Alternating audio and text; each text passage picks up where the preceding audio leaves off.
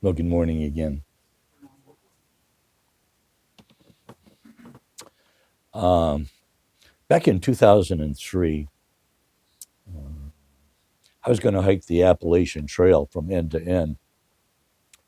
And so I took 9 months off of my veterinary clinic. I hired another veterinarian to work for me. And from from April until December, I was on sabbatical. And it was also just before my ordination as a Dharma teacher. So I wanted to enhance my practice and refine it. So um, I started hanging out with a fellow from Still Point. We were fellow seminary students, and normally we don't say if they're black or white; they're just people. But he happened to be a black man, and it's important because it's just part of this story.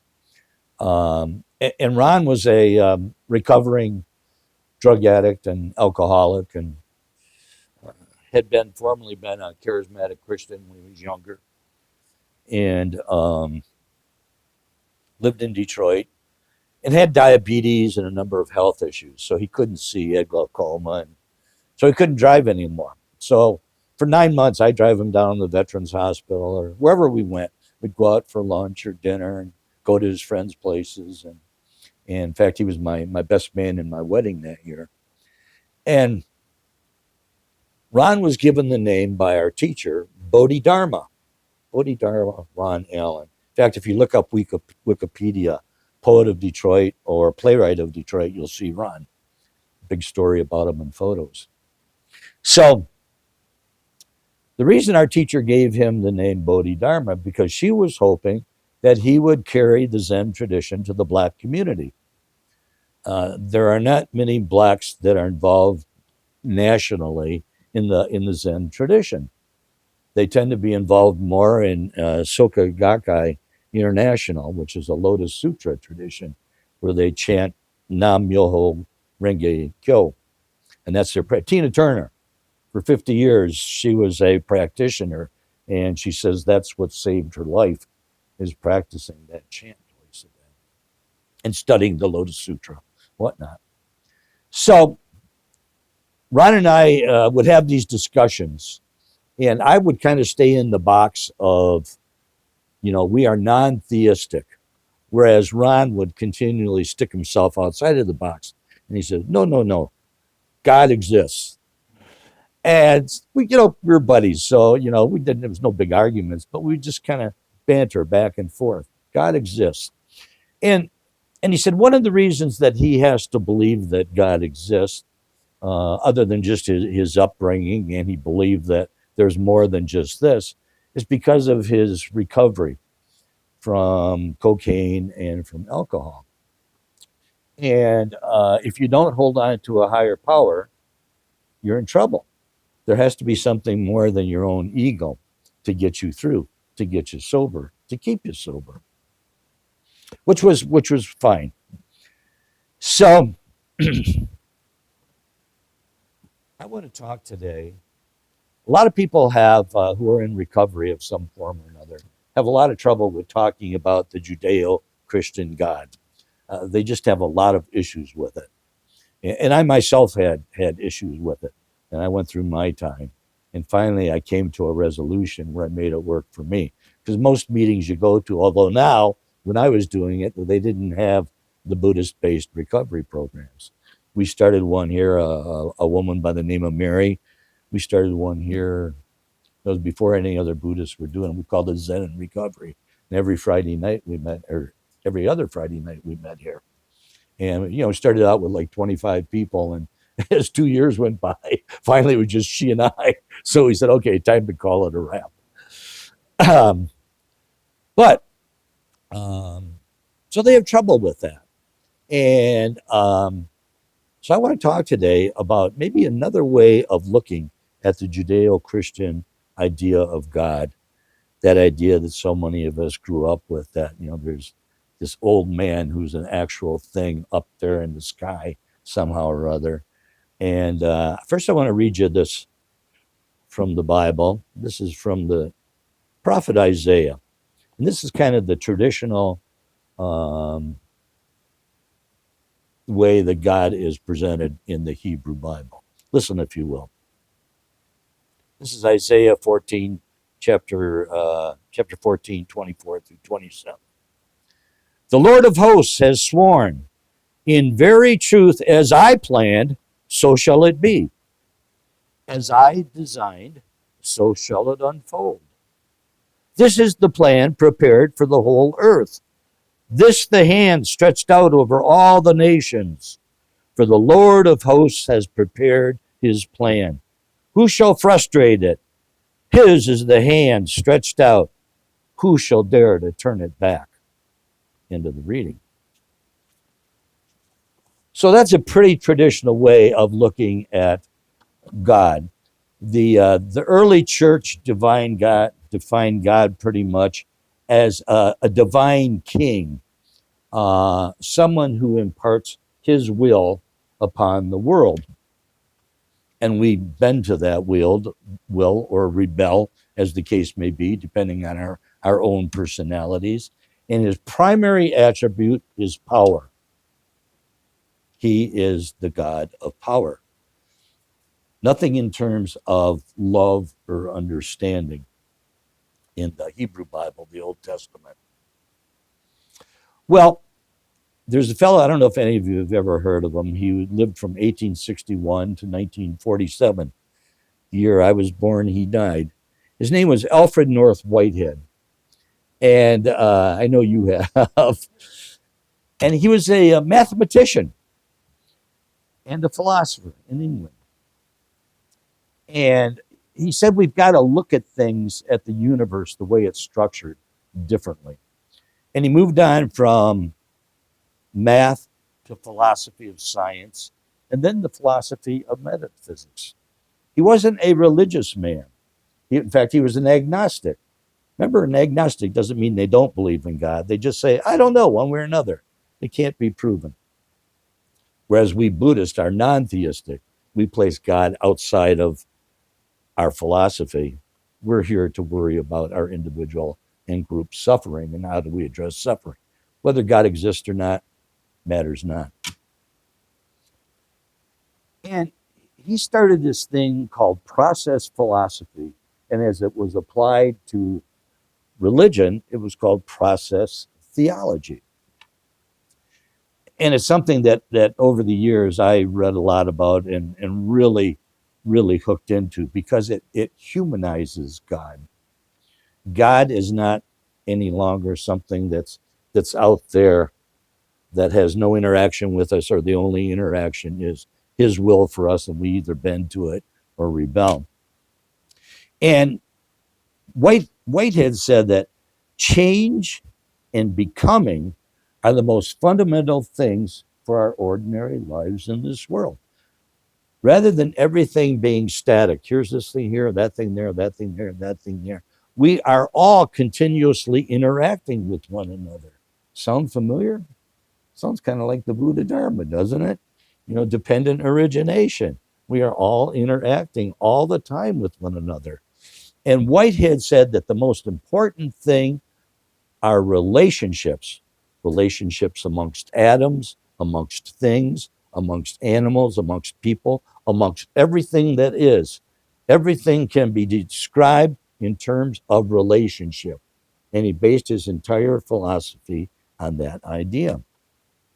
And there are others who came along and further worked on the idea of process theology, but they're all basically the same. He said that the universe's processes, the changes that happen, the flow are always towards new ways of being. And this is a continuous thing ongoing.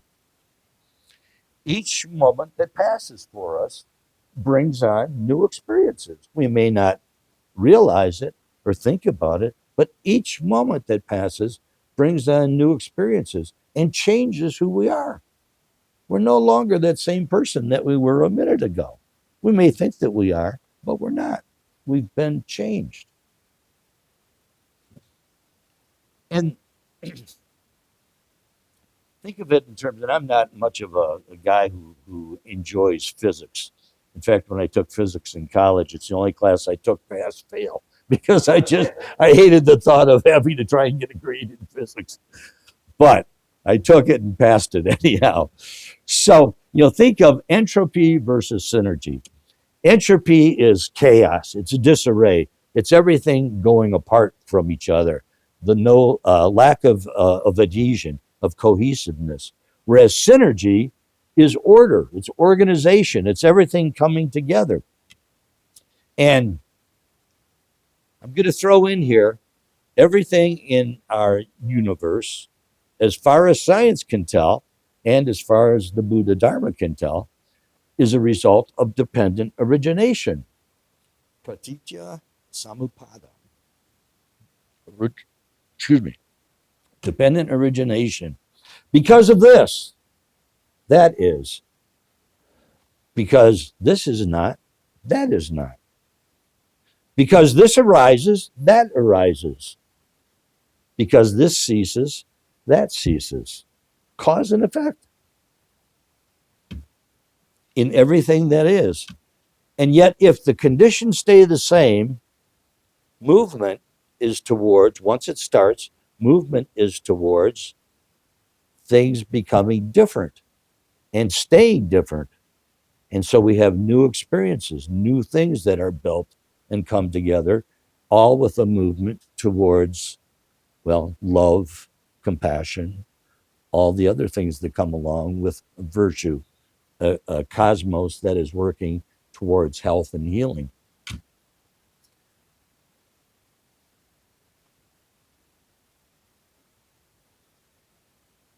Think about putting a tray of water. I just yesterday put a new tray of water in my freezer, and this is kind of where this grew out of. You put a tray of water in the freezer. What happens if the conditions stay the same? If your freezer doesn't get unplugged or your power go out, that water in liquid form starts moving towards ice, and providing the conditions are the same, it continues that way. The movement is towards that. The only way it's going to change into what we might say a disarray or chaos again is you bring that tray of water, now ice, out into room temperature. And eventually it goes the other way. But Whitehead said everything over time, moves towards cohesion, order, orderliness. And he called God, two parts to God. He said God is dipolar. I didn't say bipolar. God is not bipolar. It's important. God is dipolar.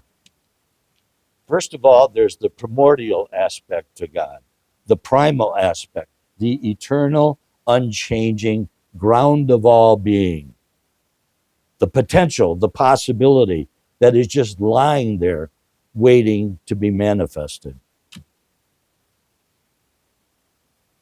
And then the second part of God is the consequential. It's God's response to what is, to cosmic experience. So everything doesn't just grow out of God, the ground of being. God also interacts with everything that is. And I'm not calling it creation because it's just there. Like Buddha says, it's just dependent origination. Everything is there and interdependent. And Whitehead didn't talk about the creation. He just says there's this ground of being that's there. It's been there eternally. And out of that grows the consequential aspect of God. God interacting in human experience. God becoming a co-participant in life, which has the implication that God is not all powerful. God learns too. And it's why we can say when someone is hurting that God is not angry with you, God is crying with you.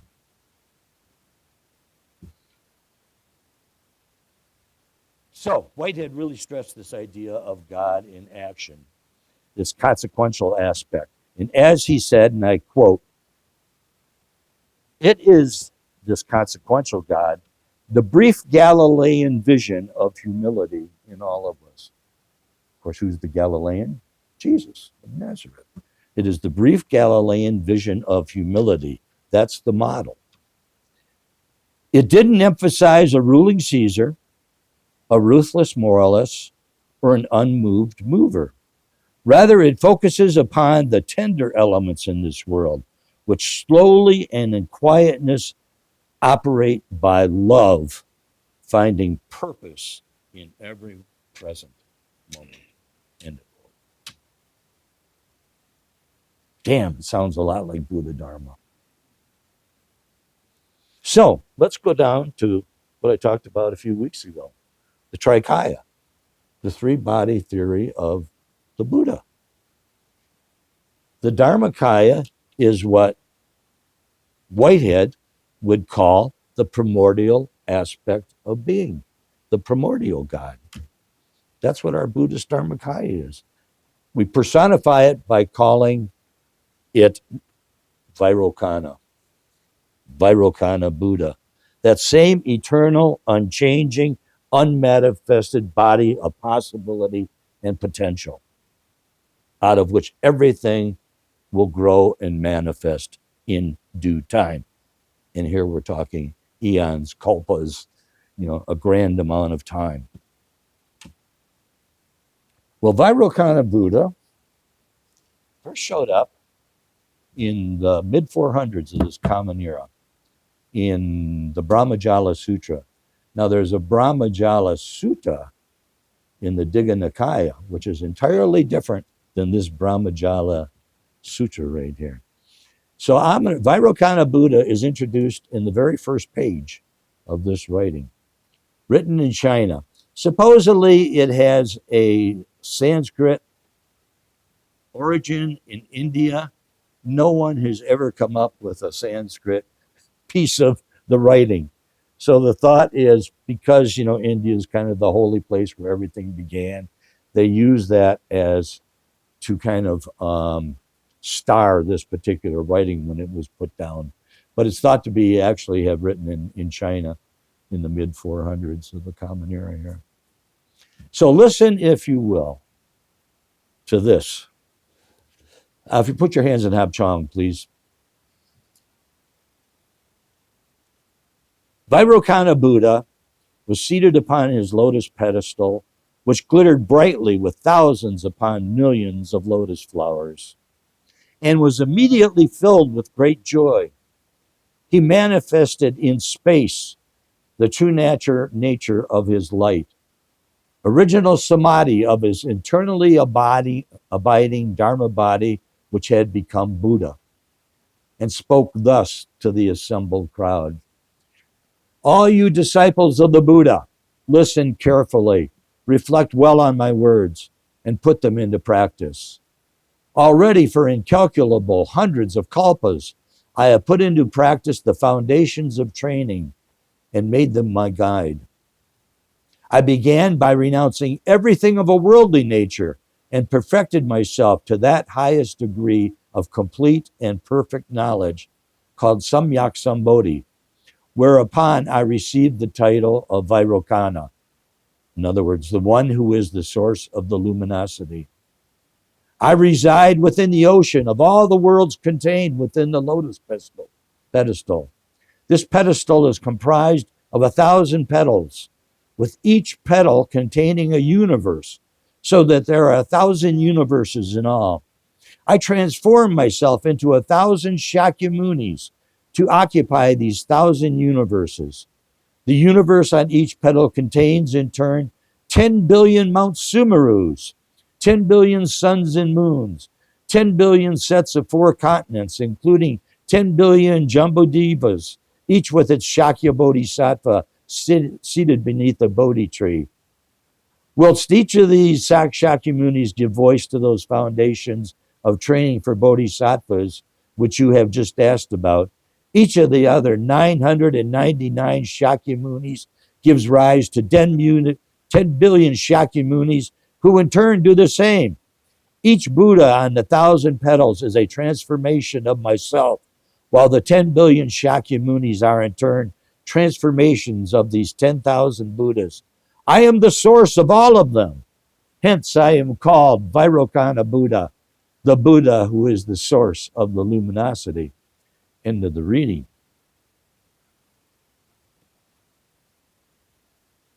So, whether we refer to a dipolar God of process theology and adapt that as our vision of God active in the cosmos right here and now, not the judge and punisher, but rather the lover in kind, if you will. Or whether we refer to Buddha Vairocana and the celestial Buddhas who are seen as manifestations, personifications of various things like Amitabha, the Buddha of infinite light and life, compassion and wisdom, or medicine Buddha, the Buddha of healing and health and well being. All relationships serve as an intimate dance, a movement, a flow, always moving towards greater wisdom, loving compassion, loving kindness, equanimity, sympathetic joy. Keep this in mind. May all of us experience blessings.